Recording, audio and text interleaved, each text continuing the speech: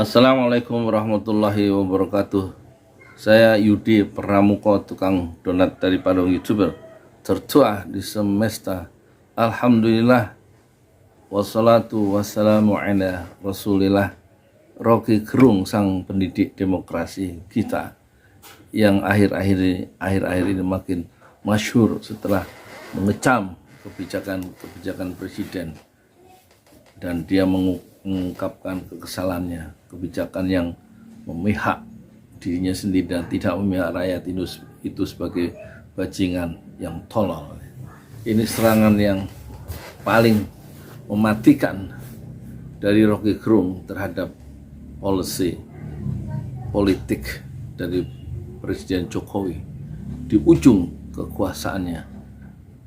Ribut, menggema, bersahut-sahutan di seluruh negeri, terutama pengikut pendukung Presiden Jokowi itu rame-rame marah dan juga mencoba untuk melaporkan Rocky Gerung ke polisi, ngabalin, terutama juga ngomong di TV harus dibawa ke penjara. Begitu juga Benny Ramdhani, ini saatnya dia pasti kena batunya Rocky Gerung. Jadi begitu yakin, tetapi Susno 2G bilang pakai pasal mana Rocky Gerung itu mau dijerat. Penghinaan presiden pasalnya sudah dicabut oleh KUHP yang baru, meskipun KUHP yang baru itu belum berlaku atau berlaku tahun 2026. Kalau ITE juga nggak bisa. Jadi menurut Kabar Reskrim yang lama, yang pernah jadi Kabar Reskrim, yaitu Susno 2C, itu nggak bisa dihukum, nggak bisa dijerat oleh hukum. Siapa Rocky Gerung yang ngomong bajingan tolol itu?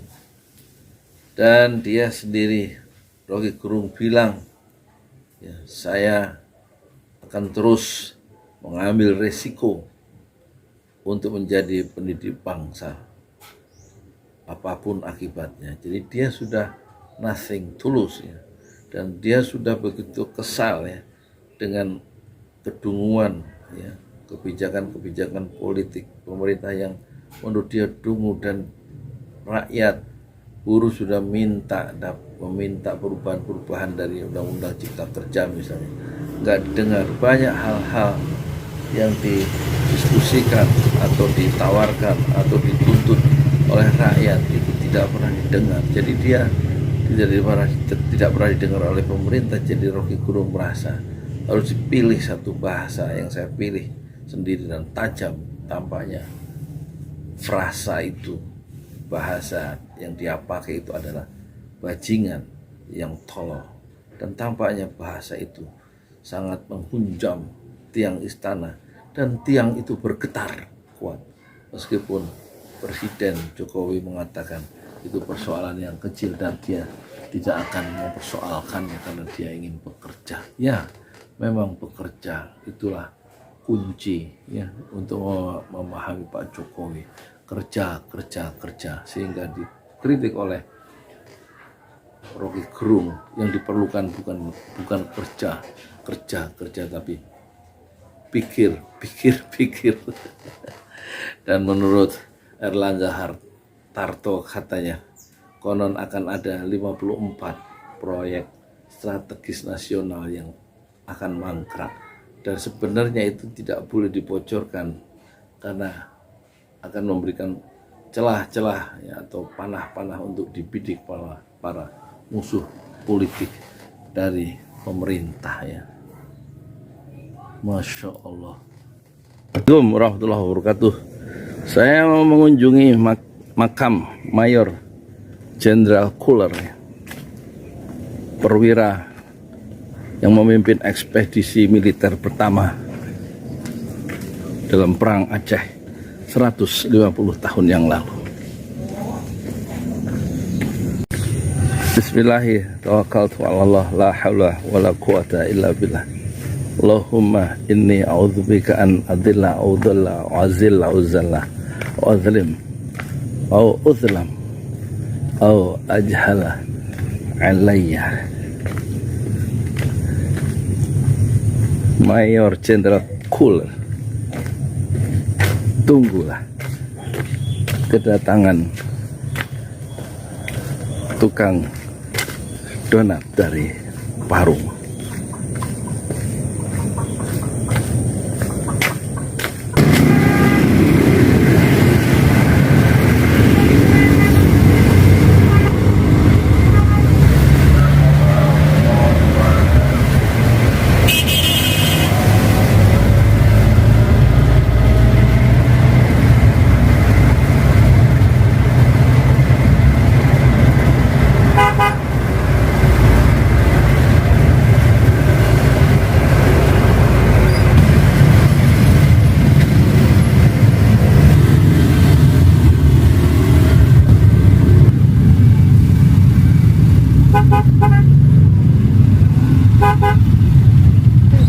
Assalamualaikum warahmatullahi wabarakatuh. Selamat menyaksikan dalam acara Tukang Donat Keliling Dunia episode Jakarta. Ada di mana sekarang kita? Museum Prasasti ya? Taman Prasasti. Taman Prasasti, bukan museum. Museum. Di daerah mana? Kita di Jalan Tanah Abang. Tanah Abang 1, nomor 1, Gambir, Jakarta Pusat. Jadi tahun berapa ini berdiri? Ini berdiri tahun 1795. 1795. Iya. Tua bener. Lebih tua dari Bang Vivaldi ya? Iya. Ini Bang Vivaldi umurnya baru 22. Masya Allah. Jadi udah berapa tahun? 1795? 95. Iya, kurang lebih 300 tahun yang lalu ya Pak. Ya. Hampir 300 tahun. Hampir 300 tahun yang lalu. Ini apa? Bisa dijelasin siapa ini? Ini pastur Pak. Pastur. Ya, Adami Karoli Kleisen. Ini lahirnya Kenapa? 1895-77. Iya. Kok? Beliau yang melanjutkan Uh-uh. pembangunan gereja katedral. Oh, katedral dekat Istiqlal. Betul. Dia pembangunnya, Iya, penerusnya. Penerusnya. Namanya siapa? Adami Karoli Kleisen. Adami Karoli Kleisen. Oke. Itu patungnya. Tahun berapa? 1895 sampai 1997. 77.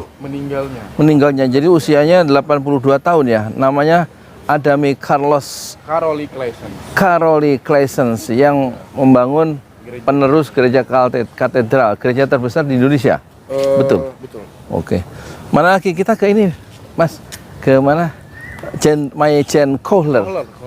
Kohler ya. Dialah yang memimpin pendaratan penyerangan ke Aceh tahun 18 hari Senin ya. Tanggal 6 April 1873 Kohler mendarat bersama 3.000 pasukan lebih ya.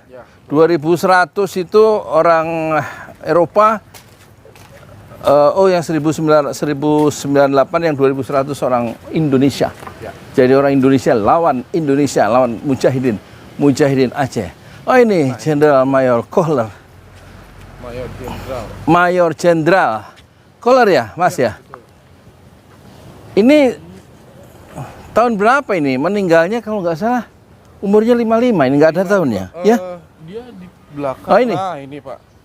For 1873. Aceh. Meninggalnya 14 April. 1873. Mendarat 6 April. Berarti terbunuh tewas 6 ke 14 8 hari ke-8. 8 hari ke Perang Aceh. For itu apa artinya? For itu Nggak tahu. Perang. Ini ya. Bukan. Untuk Aceh. Untuk Aceh. Iya. 1873. Menjalankan misi ke Aceh. Menjalankan misi ke Aceh. Nah ini bintang, dia keturunan Yahudi ya, simbol bintang David ya. Menurut referensi ya. Oh ini nih. Ya apa ini? Bahasa Jawa. Ini bahasa Jawa. Ki, coba di-shoot Ki. Ini bahasa Jawa. Opo nggak ada Jawanya ini? Orang ngerti aku rek. Ini apa? Geboren itu apa?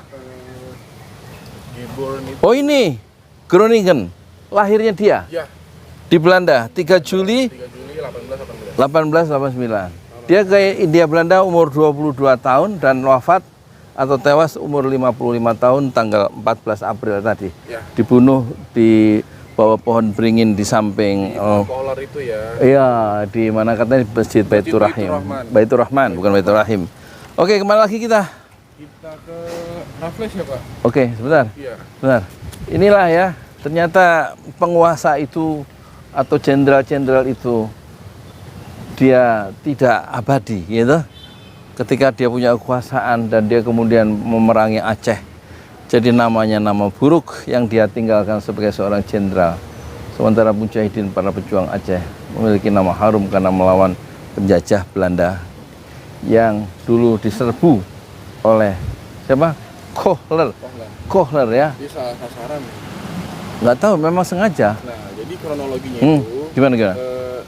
beliau ini ke Aceh itu kan Ke karena Aceh. untuk menjalankan sebuah misi dari atasannya gitu kan.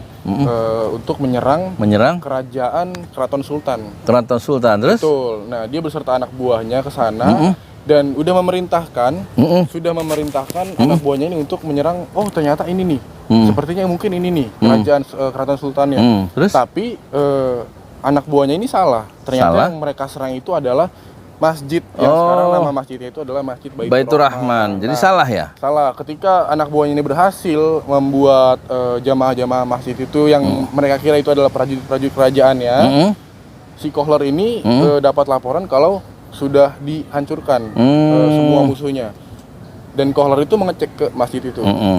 Mengecek dan tidak ada orang. Ternyata ketika Kohler mengecek ke situ, disitulah strategi penyerangan Kohler Aceh. itu sedang diadakan gitu. Ternyata pas Kohler mengecek-ngecek melihat-lihat itu sudah dikeker. Oh, Sama- sniper itu sama jamaah-jamaah masjid itu ya di Baitur Rahman ya. Akhirnya dia tertembak di bagian dadanya, tapi kan nggak langsung mati. Dia kayak jalan pelan-pelan gitu. Oh, oke. Sampai ke pohon, sebuah pohon yang sekarang nama pohon itu adalah pohon Kohler. Oh, terima kasih, bagus. Jadi seperti itu kronologinya. Wih, tahu dia padahal nggak hidup sejaman, hebat. Ya, kita ke makam siapa sekarang? Olivia Mariam Raffles, Istri? istrinya Thomas Stamford Raffles. Yang mendirikan Kebun Raya Bogor. Ini berapa luasnya? Sekarang luasnya 1,3 hektar. Berapa makam di sini prasastinya? Ada kira Koleksinya ada koleksinya? 997. 997, Hampir 1000. hampir 1000. Kamu depan Ki? Dulu dari samping boleh? dulu tuh luasnya 5,3 hektar. Diinjak-injak berapa, Pak? Di lantai ini nggak apa. 5 hektar. Sekarang tinggal? 1,3. Oh, 300 meter persegi. ini sekarang masuk Jakarta Pusat ya? Jakarta Pusat betul. Jadi ini berapa? 997 Iya, koleksinya. koleksinya. Yang paling tua usia berapa? Yang paling tua 700-an kali itu tadi. 700-an. Yang katedral apa? Siapa namanya? Pendeta tadi ya? Itu 1800 akhir. Hah? Mau ke Oh iya sih. 1800 akhir. Kita ke Olivia. Itu yang ada kerangkang hijaunya, Pak. Kerangkang hijau, Olivia Raffles ya. Ya, Istrinya istrinya Thomas Stamford Raffles ya. Oh, sini nggak? Sini. Oh gitu. Ya. Jadi abad berapa ya Raffles itu ya? Orang Inggris kan dia ya? Raffles itu ya orang Inggris. Orang Inggris, gubernur Hindia Belanda. Gubernur Letnan Jawa. Letnan Jawa istilahnya. Bukan istilah, emang dia tugasnya di Pulau Jawa. Yang nulis buku itu kan Jawa itu ya, apa namanya? Buku yang terkenal tuh Apa tuh? karangan Raffles itu. Oh, itu sih kurang tahu tuh, Pak. Oh. Mana? Yang ini? Ini istrinya. Istrinya Oh, naik nggak apa-apa. Nggak apa-apa. Istrinya Thomas Raffles. Ya. Nah, ini ada The Hornbow. Wife of Secret. Apa artinya? Olivia Mariamne. Raffles. Ya. Istri dari Thomas Stamford Raffles, Letnan Gubernur of Java. Letnan Gubernur of Java itu Gubernur si Letnan Jawa. ini istrinya. Letnan Gubernur of Java ya. Itu si And its dependencies who departed this life at Buitenzorg yang Bogor ya. Bogor, betul. Ini hari ke-26 dari November. Oh, 26 November 1814. 14. Iya. Meninggalnya. Itu pembangunan Kebun Raya Bogor. Oh, pembuatannya. Oh, Buitenzorg ini ya. Ya, betul. 26 November 1814. Lah si ininya meninggal kapan? Olivia Mariamne. Olivianya mana? Ini ya. Nah, kelihatan ya. Abad berapa sih Raffles itu ya? Nggak ada ya? Jadi Ini Pak 18 Mm-mm. 49. 1849 meninggalnya. 49 ya. Oh, 49. Berarti masih abad 18 ya? Abad 18. Abad 18. Kalau si Thomasnya dia dimakamin di Inggris. Inggris Jadi lah. bukan di sini. Ngapa bininya ditinggal di Jawa? Nah, karena waktu sebelum Olivia meninggal ini, dia kan meninggalnya karena sakit. Heeh. Dia waktu sakit itu dia berpesan sama si Thomas, kalau aku meninggal aku maunya dimakamin di sebelah makam Leiden, makam sahabatnya. Di mana?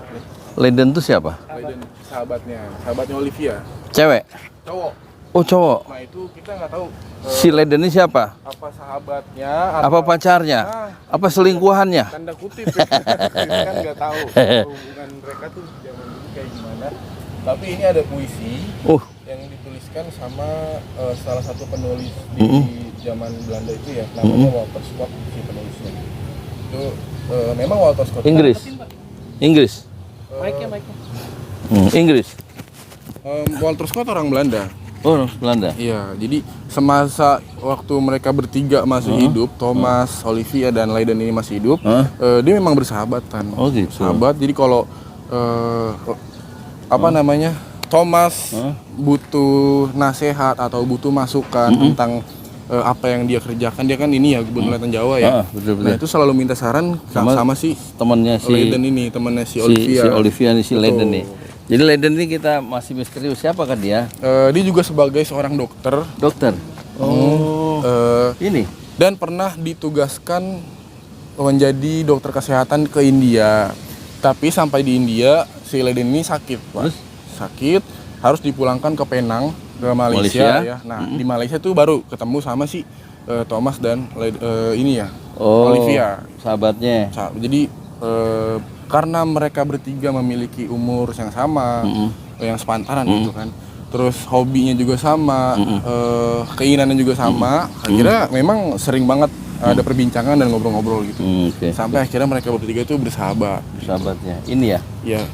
Itu yang saya jelaskan tadi, itu menurut apa yang dituliskan sama si Walter Scott. Walter Scott. Ya, karena Walter Scott emang sering banget ada referensinya ya? Iya. Oke, sekarang kita terakhir ya ke itu ya. Sohoki ya? Siap. Sohoki Kenapa dia sampai ada di sini? Sohoki Iya. Kan dia matinya di Semeru. di Semeru. Terus kok di sini nggak di tempat lain itu loh? Nah itu sampai sekarang Nggak ada penjelasan? alasannya ya belum ada informasi. Oh gitu. Kenapa kok beliau bisa di sini? Meninggal umur berapa ya? Masih muda kayaknya. Masih muda. 27. Masih kepala 2. Iya. 30. Mahasiswa UI itu kan? Iya Mas Sohi. Nah dia Sohoki. itu meninggalnya 1 hari pas mau ulang tahun. Oh. Jadi memang dia ke Semeru itu untuk merayakan hari ulang tahunnya Pak. Oh gitu. Kenan Pak. Ah. Oh gitu. Ya. Maaf. Sohoki. Ini ngomong-ngomong, Mas Vivaldi udah nikah? Udah Pak. Anak berapa? 2 Pak. Istri? 1. Satu. Anak 2. Ngapa nggak dibalik? Mana? Kiri. Kiri. Ya. Museum Prasasti. Ya. Sebelum pohon, betul. Oh. Ini nggak ada yang nyapu. Ada Pak. Jam berapa dia nyapu? Pagi. Ini belum bisa sih. 2 kali, pagi sore. Pagi sama siang. Berapa orang yang nyapu di sini? Ada 9 Pak. Oh ini Pak. Oh, mana? Ini. Oh, Sohoki. 17 Desember 1942. 42 lahir, 16 Desember 69. Meninggalnya 69 ya tahun 69. Jadi Itu kan tanggalnya. 27 tahun. Ya sekitar 27 tahun ya. Tapi ini Nissannya, Nissan baru Pak. Jadi Nissan lamanya? Nissan lamanya itu dipindahin ke makamnya sekarang. Di mana makamnya? Kuburannya. Makanya sih di Semarang. Oh, Semarang. Ya. Belum tahu juga ya orang-orang. Nobody knows the troubles. Nggak ada yang tahu I see, nobody knows my sorrow. Artinya apa itu? nggak ada yang tahu apa masalah yang sedang saya jalani. Tidak ada yang tahu apa yang masalah yang sedang saya jalani. Yang Terus? saya hadapi itulah. Dan nggak ada yang tahu bagaimana cara menyelesaikannya. Oke. Kurang lebih seperti itu artinya. Nah ini juga ornamen ininya sebetulnya buat orang asing. Makanya itu dibawa ada sambungan, ditambahin tuh. Oke. Biar dia tuh kelihatan gitu. Nah Sohoki ini semasa hidupnya dia itu kan mahasiswa ya. Mahasiswa. Mahasiswa sekaligus sejarah, ya. mahasiswa sekaligus ketua Mapala UI. Yo, pecinta alam. Pecinta alam. Nah, dan juga sikapnya tuh memang dia ini selalu berada di barisan terdepan untuk menentang Orde Lama. Betul. Jadi masa-masa transisi dari Orde Lama ke Orde Baru itu memang masa-masa yang produktif lah bagi Suwoki itu. Nulis. Dia itu kayak Aktivis. aktivis gitu Pak. Dia selalu berada di barisan terdepan lah untuk membela rakyat. Gitu. Oke. Terus, nah, kenapa sih kok bisa meninggal di Gunung Semeru? Jadi yang biasanya orang-orang tuh mendaki Gunung Semeru itu kan udah ada jalur pendakian ya. Terus? Nah, tapi Dia ini lebih memilih jalur pendakian yang biasa orang-orang Belanda tuh naikin, Pak. Oh. Untuk membawa logistik gitu-gitu. Dia jalur tersembunyi lah. Oh gitu. Nah, akhirnya ketika mendaki itu dia terperosok ke titik gas beracunnya Gunung Semeru. Gitu. Terperosok ke titik gas beracun Iya, Gunung Semeru. Jadi akhirnya beliau meninggal. Jadi sebetulnya yang ke situ tuh ada banyak ya. Dan tapi yang udah kena titik beracunnya, gas beracun itu ada 2 orang. Siapa? Satu Satu Suwoki. lagi saya lupa namanya, Suwoki maaf. dan kawannya Dan ya. temennya ada. Tapi meninggal nggak kawannya? Nah, kalau diibaratkan temennya tuh baru kelelep segini. Bukan air tapi itu gas. Gas ya. Baru sedada. Nah, kalau Suwoki itu udah bener-bener Gasnya dia yang masuk naik banget ya. gitu. Oke, terima kasih ya Mas Vivaldi penjelasannya. sama-sama, Moga-moga jadi amal soleh. Siap. Oke, terima kasih. Itulah ya tukang donat keliling dunia episode Jakarta. Selamat menikmati. Assalamualaikum warahmatullahi wabarakatuh.